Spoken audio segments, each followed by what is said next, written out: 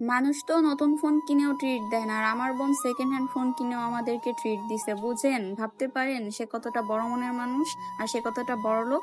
তো এইটাই হচ্ছে আজকে আপনাদের সাথে শেয়ার করব। ট্রিটের কাহিনীটা একটু পরে বলি, আগে হচ্ছে ফোনের বিষয়ে বলি।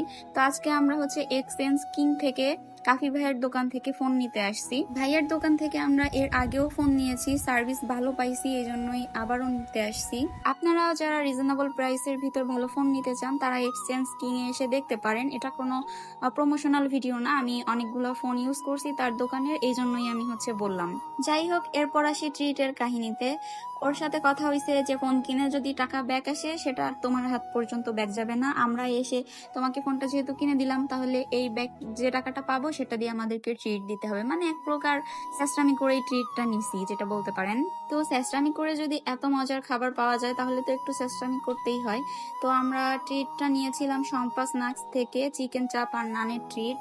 আর এটা কিন্তু অনেক মজা ছিল, আমরা মাঝে মধ্যে এখান থেকে খাই।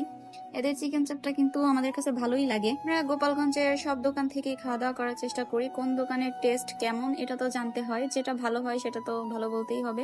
এটা এভারেজ মজাই লাগছে, আর স্যাস্ট্রামি করে ট্রিট নিছি তো এই জন্য হয়তো আরো বেশি মজা লাগছে।